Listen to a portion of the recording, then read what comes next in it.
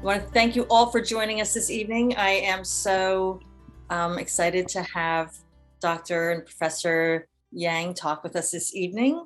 I am Marian Ryanston. I am the Executive Director of the nonprofit Eating for Your Health.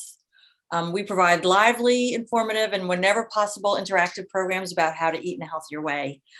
We don't tell people what to and what not to eat. We provide accurate information and then leave it up to the individuals to determine what's right for them, and all in a non-judgmental and supportive environment. And whenever we can, we love to cook and eat because nothing is better than tasting your way to healthier eating. So this evening, we have the pleasure of introducing our speaker tonight, Dr. C.S. Yang. In 1971, Dr. Yang began his research and teaching career at the New Jersey Medical School, now Rutgers New Jersey Medical School, after receiving his PhD in biochemistry and molecular biology at Cornell University and postdoctoral training at both Scripps Clinic and Yale. In 1998, Dr. Yang began his career at the Ernest Marius School of Pharmacy at Rutgers University as a distinguished professor.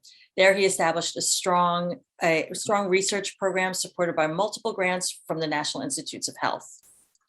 Dr. Yang is noted for his research on cancer prevention by tea, vitamin E, and other agents. He studied the fundamental mechanisms of cancer formation and prevention in animal models and extended the research to humans. For human studies, he established strong collaborative research projects in China to study esophageal cancer and the health effects of tea.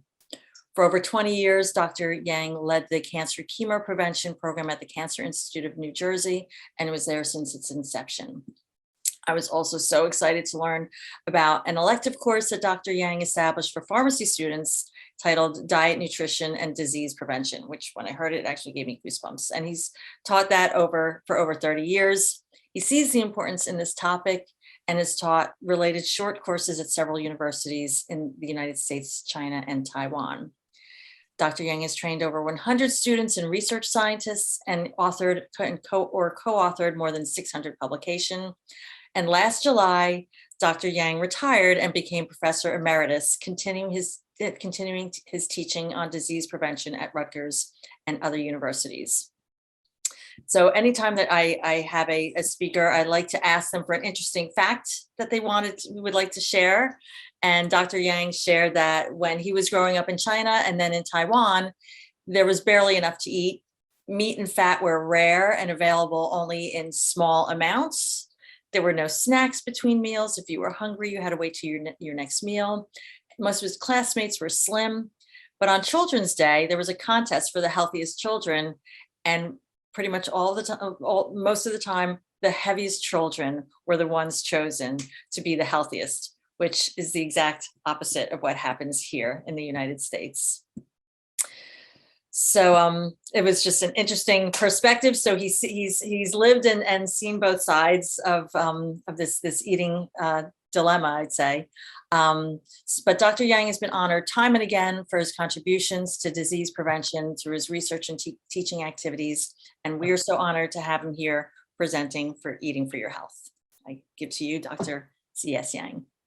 Good evening, everyone. I'm in California now. I have sun outside here. It's really my pleasure to join this Eat for Your Health group and make a presentation on diet, nutrition, disease prevention, a topic I've been teaching for more than 30 years. From magazines, from the news media and the internet, there's a lot of information about what food are good for you or good for us and what food are not. But this field is very confusing, that there's a lot of disagreement, a lot of misinformation. So in this talk, I'm not going to tell you some revolutionary theories or some secret formulas that are going to cure disease in 5 days or 2 weeks. Rather, I go back to the basics. Let me share this slide with you. Before we get started, I just want everybody to know, please put your questions in the chat if they come to mind. We will have time at the end for Q&A, and if there's something where it makes sense to pause and ask that question, we will do that. So don't be shy. Okay.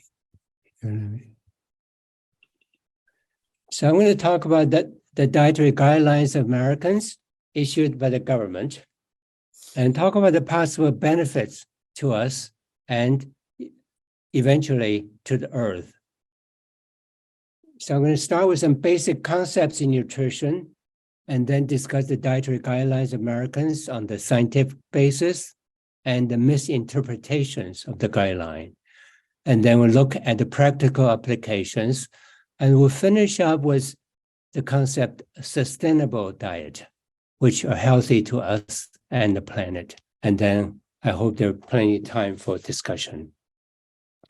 Now, we eat for pleasure. We like to eat, give me a lot of pleasure when we're hungry. Then there's a physiological needs for it. So we eat for nutrients that have physiological functions. That lipid, proteins, and carbohydrate, those are needs in large quantity. That's called the macronutrients. They form the building materials and provide energy for life. The 944 indicating that is per gram of fat will convert to 9 calories, whereas protein and carbohydrate will each provide 4 calories per gram. So the calorie here I used is different from chemistry and physics, which is actually, this is 1,000 calories. It's kilocalories. Sometimes I may have the kilocalorie come out, but this is the calorie we're talking about. People talking about, for example, we requires about 2,000 to 3,000 calories per day, depends on the body size and depends on the physical activity. So calcium and phosphorus, we all know they're important for bone, but they're also for regulatory functions. Actually, all the nutrients play a regulatory function. There are thousands biochemical reactions in the body which are regulated, well regulated. This is very and amazingly well regulated.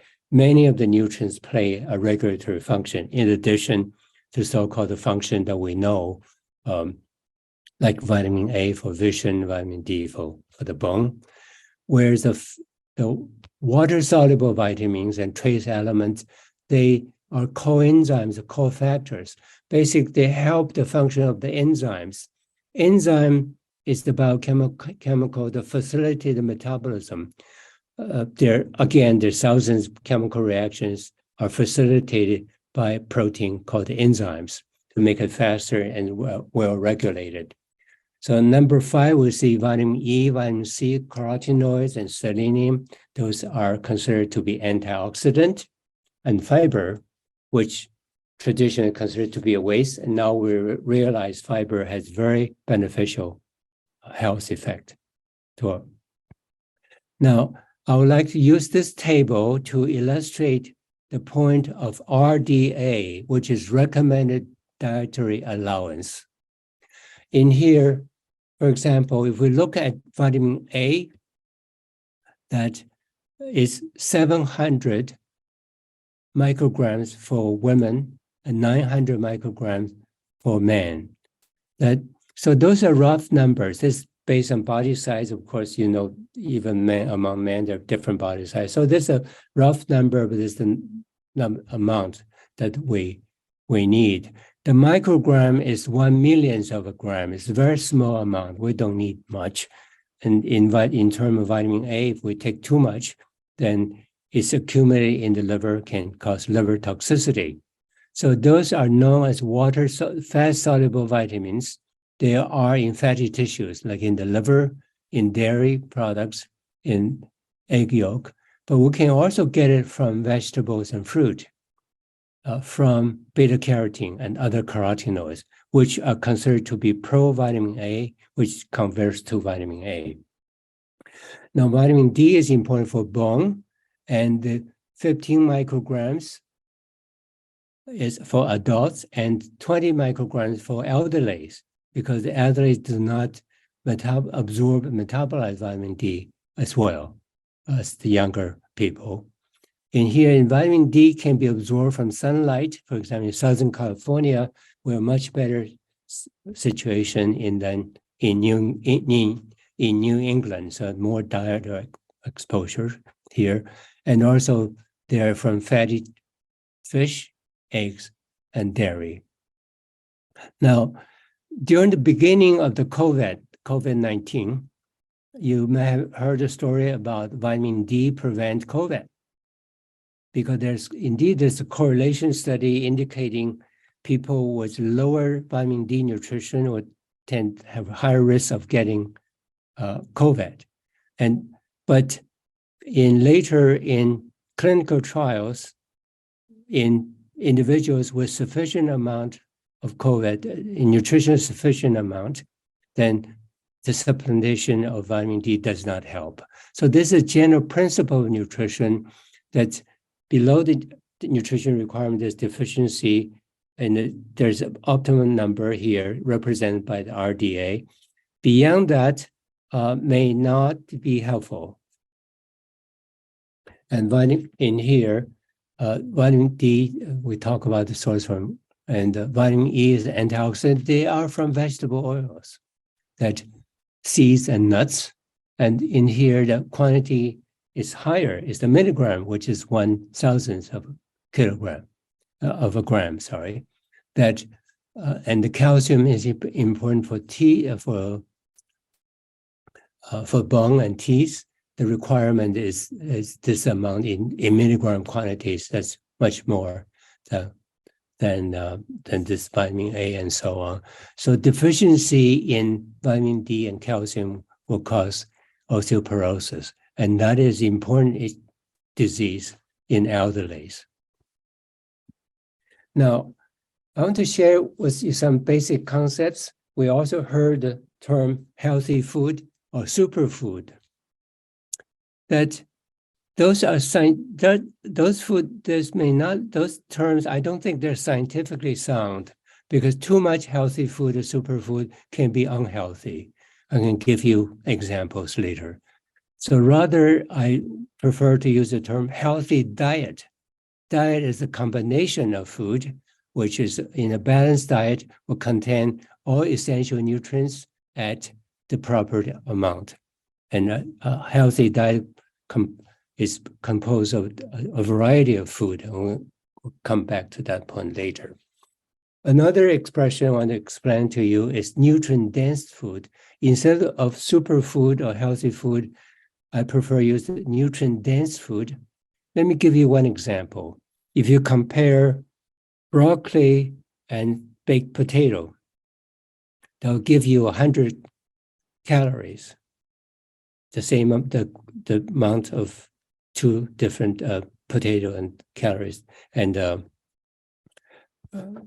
cauliflower they'll give you, and broccoli. In terms of nutrient content, the broccoli is much higher.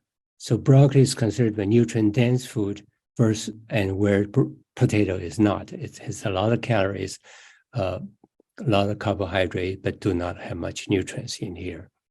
So another concept is whole food versus ultra-processed food.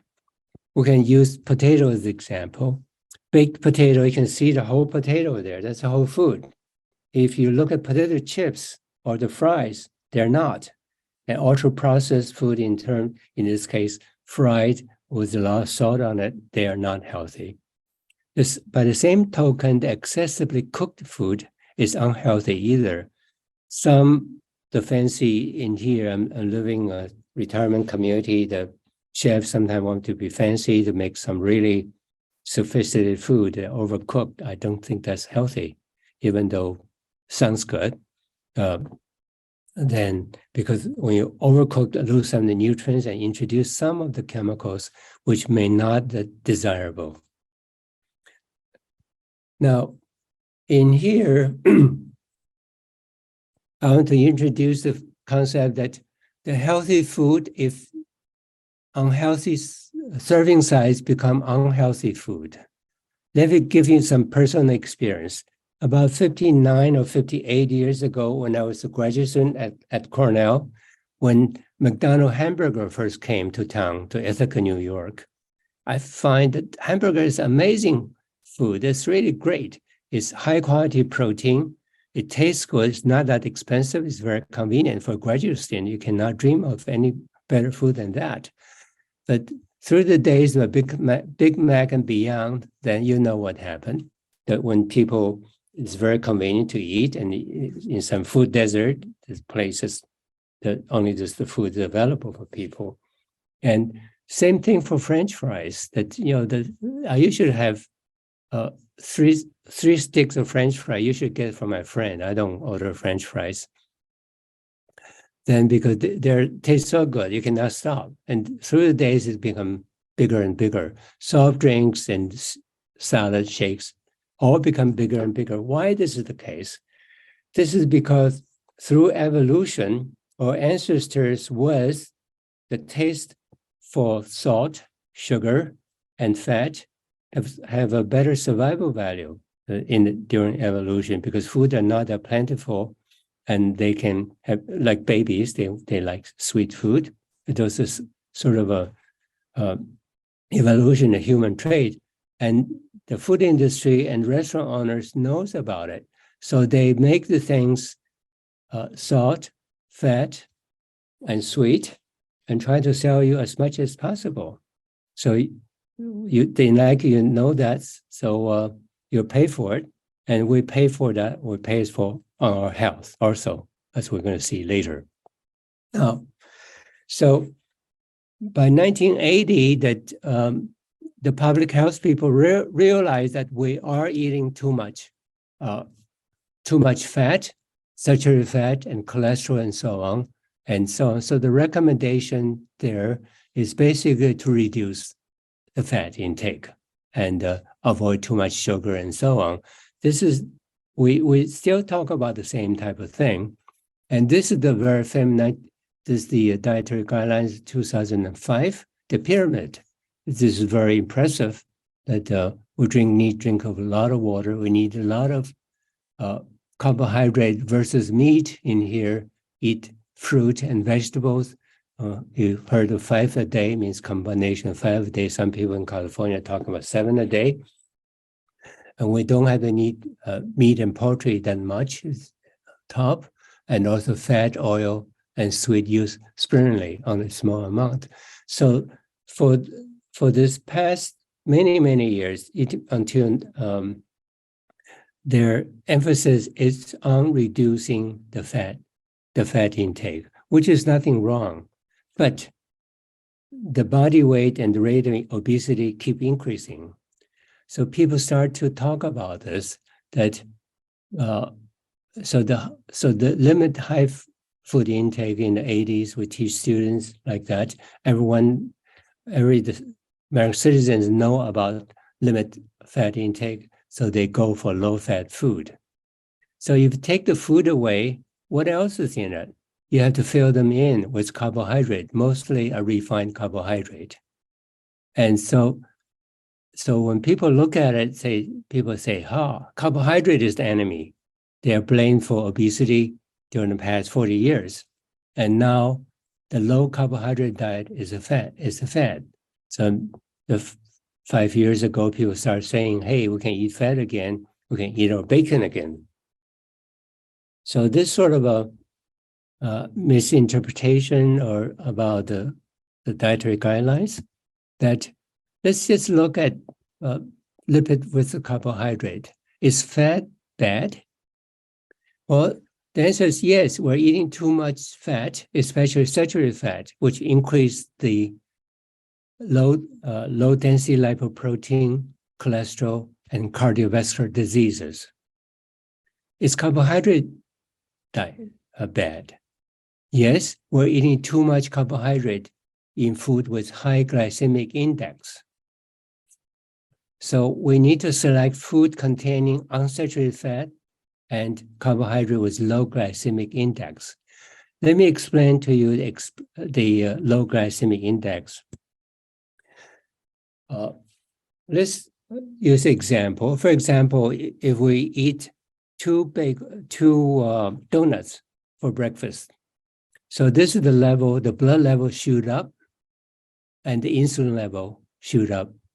Just follow it. So the reason is that we need the insulin to digest or to utilize the sugar. And then because the insulin, the sugar will be digested, be utilized pretty quickly, and by 2 hours we'll feel hungry again. If we eat a whole wheat toast with avocado or with peanut butter, then the blood sugar will not go as high, and the insulin will not go as high, and you will not feel hungry so soon. So this is the concept, the glycemic load. So the glycemic index is basically the food, the relative rank of food according to how they affect blood glucose level per unit of carbohydrate. You eat the same carbohydrate, for example, we set glucose at 100, a baked potato is 85, and white rice is 72, brown rice is 50. So I'm putting the white rice 72 because I'm a rice eater, and many people from Asia are rice eater. They make a big difference in here. So this is from this website here. The number may change, but the concept is there. I say depends how you cook your rice. The glycemic index may change and depend what type of rice you're using. They're slightly different. When we get to fruit, the apple is 36, and the soybean is 15. Chickpeas and all the legumes, they are much lower. In terms of glycemic index, they're much lower. And the glycemic load is glycemic index times the amount in here. For some Asian people, they do not understand this. They would say, hey, I cannot eat any cake. They're sweet. For example, someone with diabetes, but I have to eat my rice. So that is the issue. And if you eat brown rice, it's better than white rice. So this is the concept we need to understand in glycemic control, because many people, I'll give you the number here, have problems with control. So is the American diet pattern healthy? The answer is no. The obesity is now 42% in American adults. During my teaching during the past 30-some years, I have to update my my lecture notes, increasing. This is the first time I type in 42 this year. I used to be 40, used to be 35. And the diabetes and pre-diabetes, about half of the American adults in here. So diabetes doesn't kill any people. Diabetes is a major cause of blindness, limb amputation, and kidney dialysis and kidney transplantation. So this has a lot of problems. Heart disease has been declining, but the decline is slowing down. For the younger group people, age 45 to 65, the decline stopped. So there's something is there in here that I think the obesity was affecting a lot of things. I think many, I heard the news report, some counties in Texas, the obesity rate is very high. Obesity rate and the diabetes rate is just alarmingly high, and there seems no way to stop it. So that is the issue that we're dealing with. So if we don't stop this trend, and in a few years, there will be over 50% obesity rate. That'll be or beyond. That's even worse. In public health, if the rate is over 50%, it's very hard to deal with. People just say, I'm just obese, or neighbors, or this is typical Americans. What's wrong with it? Okay. Now, what is this due to? So this is due to excess consumption of meat, fat, salt, sugar, refined carbohydrate, etc. And the lower consumption of vegetables, fruit, legume, whole grains, nut, fish, etc. So this is what we know, and there's very solid data on those issues. So the current dietary guidelines of America, the 2020 to 2025. So this is issued by the Department of Agriculture and Department of Health and Human Services, based on the recommendation of expert committee. The expert committee start to assemble to discuss the next set of guidelines now. So this is a document about 50 to 60 pages. I would recommend you to take a look at it. There's some of the basics. I think people want to learn about nutrition is a good place to look into it. Now, I just want to summarize the 2 points. This is focus on dietary pattern, which consists of a variety of nutrient-dense food at the proper amount. So those are the vegetables, legumes, fruits, nuts, grains, low-fat, dairy, meat, fish, etc. So those are the pattern that we're talking about. And to limit the consumption of calorie from added sugar to lower than 10% of the caloric from added sugar. So that is, if a person requires 2,000 kilocalories or 2,000 calories per day, divided by 4, that's divided by 10, that's 200. 200 divided by 4 is 50 grams of sugar. If you look at some of the food drinks, look at the sugar content. This is about this or slight above this number. And recently, because the government required them to post it, I think the number may decrease now. But used to be fairly high on that. The same lower than 10% calorie from saturated fat. By the same calculation is about 22 grams. And limit the sugar in the sodium intake to 2,300 milligrams. That's 5.8 grams of salt. On average, Americans consume about 9 grams of salt, which is way too high from this number.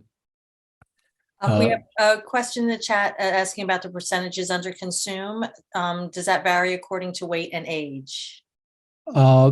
In here, no. In here, this is the total caloric intake.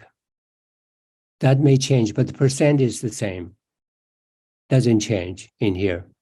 And some people say the sodium does not change their blood pressure. There are certain people are like that. But if you think that if something like that, you can try it and measure blood pressure to see whether it changes or not. So the general guideline is this, and the Americans are way taking too much about this guideline. So you can find this guidelines in this website. Now, if you look at some soup, they're way too high, 1,600, 2,400 sodium. This is just one meal. Now, in a cafeteria, you'll also see some that's too high. Now, this is about 2 months ago in Wall Street Journal. They talk about the American favorite lunch is a hard bun because the salt and the processed meat in it. Now, at Rutgers in here, is this in the cafeteria? The wood is the cafeteria near to our pharmacy building. This is from the medical school here. So you eat sandwich, if you eat wrap in here, you want to turkey, for example, turkey wrap. You can put lettuce and tomato. That's probably healthy. But the wrap contains salt, and the turkey processed meat contains a lot of salt. After you remove this, in here, I see salt. Usually, I'm not taking it. This is just for the photography. And I usually talk with the cafeteria people whether they can replace with some carrot or a small piece of fruit. I heard for a while they replace it. Right now, I don't know whether they still have it. So those are far much salt for us to eat. Now, about the fat in here so this is studied by Ludwig. He's a strong proponent, done a lot of work on sort of the high-fat diet. In here, you say if you replace 2% of the caloric intake from carbohydrate to trans fat or saturated fat, and the changes in total mortality, the death rate increases, mainly from cardiovascular diseases. If you replace the carbohydrate with monosaturated fat or polysaturated fat, then the risk decreases. That's the recommendation. This is a summary of many studies by Ludwig. And so this is the basis to recommend taking polyunsaturated fat rather to avoid saturated fat, to limit the fat intake. So let's look at what we're eating, the content in here. So I made the slides for my teaching. I'm very proud of it. In here, the N equal to 0 means no double bond. That's saturated fat. And N equal to 1 or larger than 1, that means 1 or more than 1 double bond in here. In cheese and butter, about 60% saturated fat. And beef fat and lard, about 40% fat. The rest of them are unsaturated. This part unsaturated. Where chicken fat is 30 and salmon is about 20 in here. So if you look at in terms of lower saturated fat, in this case, or the saturated content, the animals with 4 feet are worse than those with 2 feet, and those with 2 feet are worse than this with no feet in salmon. And also vegetables has no feet. Vegetable oils has less saturated fat, with the exception of coconut oil. Even though there's some advertisement saying that this is good for you, I really haven't seen any solid data about that. In here, canola oil has, in here, it's very low saturated fat. And in here, the 10% is omega-3 fatty acid, N-3, omega-3 fatty acid in here. And olive oil, everyone considered, olive oil is considered to be healthy, 78% is monosaturated. And also olive oil has many, the polyphenol and other compounds that could be healthy to us. Avocado oil, it's low saturated fat, it gives you the creamy taste in sandwiches and toast and so on. That's very popular. Corn oil, peanut oil, soybean oil is about 15% here. There's some bad names. Some people say those are not good. And then you have to go to natural fat like this here. I don't agree with it. There's no scientific evidence for that. Dr. Yang, if you could go back to that slide and explain what's the difference between the two columns? In here? Yes. Yeah. So the N equal to 0 means saturated fat in here. Okay. And N equal to 1 or larger than 1 means monosaturated or polysaturated fat. So in this case, if you can see, this animal fat has a higher saturated fat content than vegetables here. Okay. Is that clear? Yes. So they're both, right? They have both. There's no absolute. They all have both. Okay. Okay. But its relative amount is different. Okay.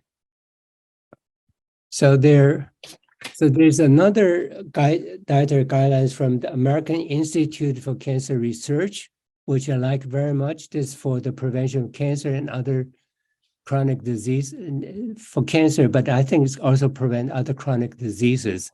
In here, I just modified it, and here, either diet rich in whole grains, vegetable, fruit, legume, nut, low-fat diet, dairy, meat, fish, etc. So this is more like a plant-based diet.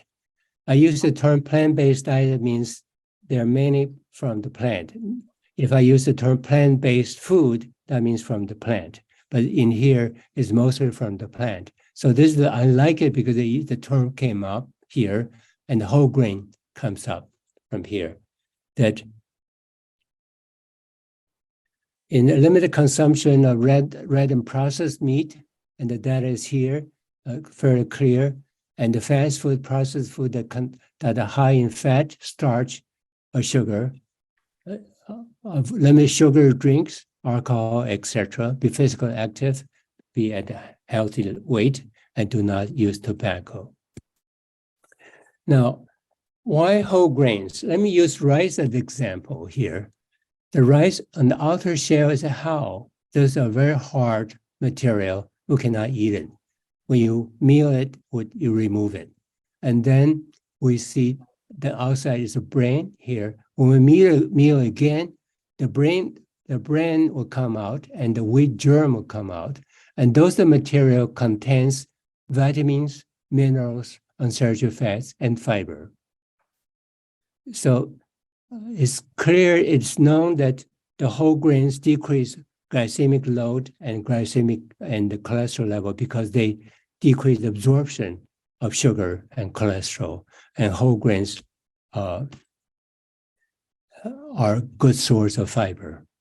The fiber is very important in maintaining a healthy microbiome or gut microbiota, and also increase the bulkiness and the movement of the bowel movement is important for gut health. Now, let me just give you one example. This is one paper published in 2017, celebrating the 20 years of the DASH diet, that is diet against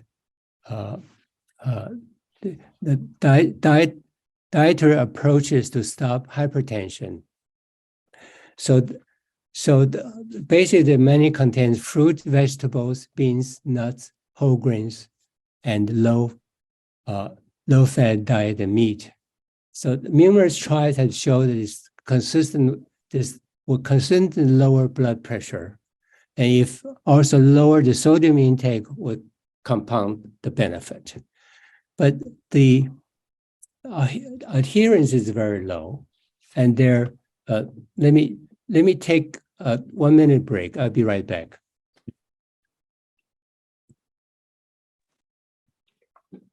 Well, there are a ton of questions, especially now with these new guidelines coming out, especially when it comes to all of the fruits, having fructose, whole grains, the high carbs, and this overwhelming incidence of diabetes and obesity.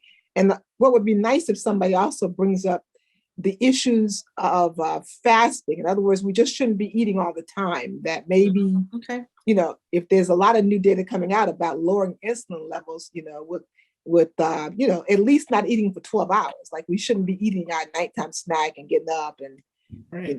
So I've been looking at a lot of information about the dietary effects of what we call fasting. But anyway. Okay. Well, Addie already did a really nice presentation and has lots of references on intermittent fasting. She already has a nice presentation and data on that, probably on our files. Yeah, I can put that in the link in the chat. Wonderful. Okay, I'm back in here. So how to get a diet here. So I've been discussing a lot of those with the students, and the student would tell me that they're expensive. The vegetables are expensive. They're on fixed budget, which is true. So I think that there's some inexpensive thing like dry beans and frozen vegetables, which is just as good. For dry beans, students from Asia, from India, from China, they know about dry beans, which are fairly inexpensive and very easy to prepare, and they're very, very healthy in this context, and education and so on. Now, so let's talk about, let me see, time-wise, yeah, we still have time. So let me just talk about glycemic index, the control diabetes and prevention diabetes, because there's 50% of people are in that category. So basically, glycemic control is to maintain a healthy blood glucose level. You can use food, and if you need to take medication, you take medication in combination. Whole grains, high fiber food, unsweetened, unsaturated fat, adequate protein, and so on. So should we take more fat or more carbohydrate? The American Dietetic Association used to have a recommendation to take about 65% has come from grain, because in diabetics, our body can synthesize a lot of fat. So excessive fat intake is not good, which is true. But now they have loosened it, the regulation, because the carbohydrate, if you take too much, it's hard to control the glucose level. So they select food with low glycemic index. It's become flexible. Up to you, how much do you take, or exercise, or increase insulin sensitivity and blood glucose level, and lower glucose level. That's very good. People with muscular, they can use glucose more. Now, how much protein do we need? So there's in here, the recommended daily intake is 0.8 grams protein per kilogram body weight for someone with 70 kilograms, which is 150 some grams, pounds. That is 56 grams. Well, that is much lower than 8 ounces of beef in here. So American protein intakes are higher than the requirement. So usually the guidelines are less than 20% of total energy requirement. This is reasonable to apply. This also applies to diabetics in here. But in the present diabetic nephropathy, then less than 10%, because some of the diet will put stress on the kidney. I'm still trying to figure out exactly how is the case. If someone knows in this area, I would like to learn more about it. I'm just trying to find some information. What's the mechanisms that the protein intake is? The protein or the purine uric acid issue in here? So in this study of younger populations, protein from cereals and legumes are better than animal proteins. But for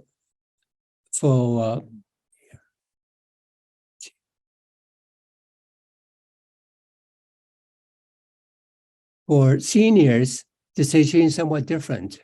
That because the senior did muscle loss to prevent sarcopenia, so the seniors need more protein. The recommendation used to be 25 to 50%, but now I see 200%, 300%. People recommending a lot in here. So in here, in order to need not only in order to prevent muscle loss, you need exercise and also enough proteins, provide enough essential amino acids, especially leucine, to stimulate the muscle cell growth. So that's the important factor here. In this case, the animal proteins will have a better essential amino acid profile considered to like beef is considered to be a complete protein, where some of the plant proteins are considered not. But if you combination of proteins, for example, grains plus legumes, then you're okay. So this is still area for seniors. There's a lot of interest in this area. Now, let's get to the part of food production. The food production account for 30% of greenhouse gas emission and 70% of freshwater usage in here. So the food section can make a difference in here. For example, if one serving of beef generates 160 times more greenhouse gas than a serving of beans. This is because the fermentation in the cow's stomach produces methane, which is much more potent greenhouse generator, cause global warming here. So if we consider the greenhouse gas formation and freshwater utilization, we can rank the impact of the food production. In here, beef will be number one, as we mentioned here. That would be the toppest, and the lowest one be soybean and other beans, and beans and peas. They are at the lower end. And in between are the pork, lambs. They are considered the red meat. They're all high in here. The nuts, the tree nuts needs a lot of water to produce here, but peanuts is an exception. Peanuts belong up to here. So in between you can see corn, yams, cornmeal. Chicken is somewhere in here. I don't have it in here. Now the fish and shrimp, seafood, you do not yield greenhouse gas, nor need fresh water, but you need energy to harvest and to transport, and refrigeration for storage and transportation. And during this process, we generate greenhouse gas. So that could be different, depends how you produce it.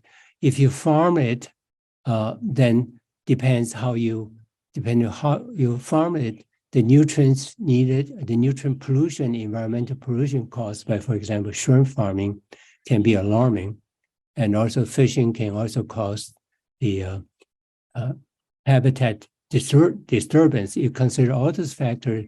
Some scientists consider the fact overall impact. Those are depends who's doing it. If different how to formulate the parameter. The beef is 2 times higher than chicken. It's just some idea about that. Now, the sustainable diet is concept that people talking about is that if we continue the present farm agriculture practice in the United States, they're not sustainable because of global warming and the water shortage and so on. So in this interactive website, it's about 10 minutes, the Plant for Plate org in here. It's about 10 minutes website. It's very interesting to look at it. This is by reputable authors. Basically talk about the sustainable diet is healthy whole food, vegetable, fruit, legume, whole grains, nuts, fish, etc., meet our nutritional needs without jeopardizing the health of the earth and our future generation. So those are the things we need to consider. Actually, they are consistent. If we think about the food we talk about, it's consistent to our health, good for our health and good for the earth. Now, see, there's in this website, it has a calculation here. If you swipe 3% of dietary caloric intake, this, for example, 60 6 calories. That's for people requires 20,000, 2,000 calories. 3% is 6 calories. From meat protein, that's 15 grams, equivalent to this. To plant proteins, it will decrease the mortality rate by 35% if the meat is processed meat, or 12% if the meat is unprocessed meat. So this kind of benefit is tremendous in here. The health benefit is tremendous, and also the environmental benefit is tremendous. So the using a plant-based protein-based diet, the protein as a concern in here. Here's some examples of good protein source. So we mentioned tofu, which is derived from soybean, which is a legume. Legume are usually good, nuts and seeds. Those usually protein content are high and good qualities. The grains and vegetables, they are, because we consume a lot, there's considered significant protein we take in, even though some are considered to be incomplete proteins. That means some of the essential amino acids are low in those type of proteins. But if we eat them together in combination, they will complement each other. Now, mushroom is a very interesting food, which has high quality protein here and also high nutrient content here. So Mary told me there's some of the Rutgers dining room that they use mushroom to replace 50% of beef, which I still need confirmation about the data. Now, so the final slide is the mindful eating. In here, I just use this term to think about when we eat, when we select the food with our health and the health of the earth in mind. If we select here, we say, hey, this is good for me and good for them, but we feel good about it. So this involves select a variety of nutrient-dense food at the proper amount from a healthy dietary habit. So we talk about this mostly plant-based food in here. And limit the intake, we talked about this before, red processed meat, fast food that contains high in fat, starch, and sugar drinks and alcohol in here.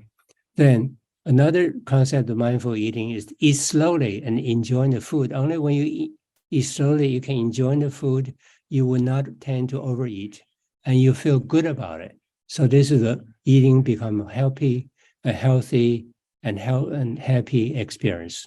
With that, I would like to thank you for your attention and would be happy to answer any questions. Thank you so much. I know there was a question about oils, and that was one of those areas that I see a lot of different oils on the naughty and nice list. So John asked, isn't canola oil a highly processed oil, and wouldn't extra virgin olive oil be healthier? I know it's more expensive. I don't know. Olive oil also contain other components here, like ultra virgin olive oil that contains polyphenols and other components that may be helpful. That canola oil, I don't know really. I don't know whether they're ultra processed or they are bad. Some people trying to put a bad name on vegetable oils, saying there are a lot of polyunsaturated, there are a lot of peroxide formed. That would be true if there's no vitamin E in it. The oil become rancid.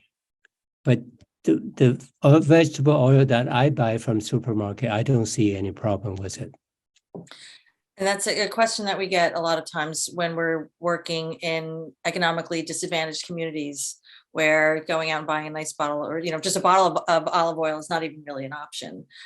So does it come down to really that moderation of whenever you're deep frying anything? Well, I would say not deep fry it, sort of Fry it, stir fry it briefly. Once you deep fry it, then everything goes, I think. And then Mary Wagner had a question regarding vitamin E. Dr. Barry Tan is saying that tocotrienols are superior to tocopherols. Both appear to be present in several oils.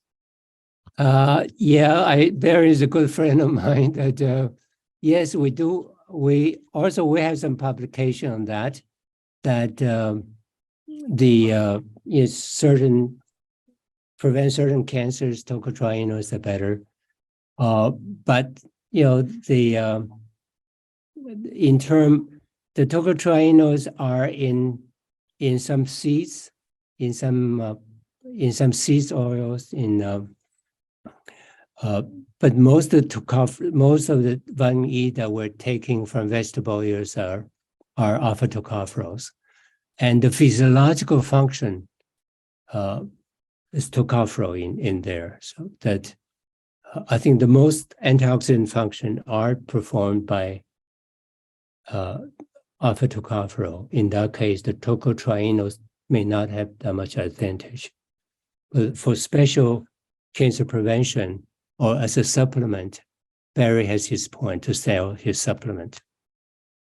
Oh, so then just to clarify, because he's on a big I heard him speak, and he was on a big campaign because all the vitamin supplements that you get on the market have tocopherols on it, and he was trying to interact with them to add tocotrienols, and there's only one that another company, not his. He has his own, but there is one company that has that.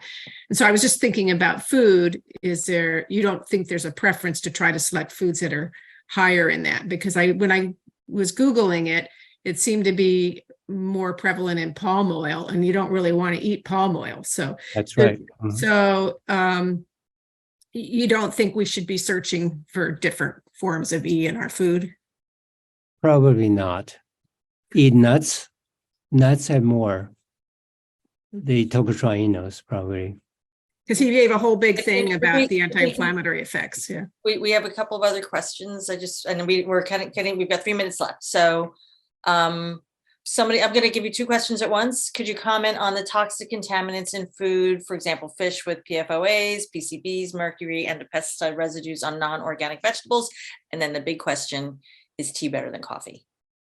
What's the big question? Is tea better than coffee? Let me answer the last one first. I think tea is probably better than coffee. I'm reading more about tea, actually, that in terms of cardiovascular disease prevention and some of the neurological prevention, to prevent loss of cognitive function. And that data is coming up. And also some of the internal sarcopenia prevention, that's still in the research stage. I think it's coming. I just reviewed one paper. It seems to be logical that I just put there. I think the real answer is that whatever you like. If you like coffee, why not? Tea, in terms of research, that's probably that, because I'm more familiar with the literature on tea. In terms of mercury, the different fish, the larger fish tend to have more. They eat the small fish, and then the mercury accumulate in here. For example, that tuna is not has higher mercury than salmon. So if we don't eat too much, I think I have a diagram that talk about you can eat this once a week or something, not to eat too frequently, like tuna. And I don't think that's a big concern in here because we're not eating meat all the time, eating fish all the time. Some of the contaminations, I don't know. I don't think it's a serious problem. I would say that if, for example, pesticides, in apple, for example, for a while there was a big news about apple in there. But if you calculate the amount that apple that we eat, that if you have an apple a day, I don't think it's going to give you any toxicity from the pesticides. But you feed the apple, you feed it to an infant as baby food all the time, that may accumulate enough to cause damage. So this, again, my philosophy of moderation, usually we do not. So basically, those make the toxicity applies to this end too.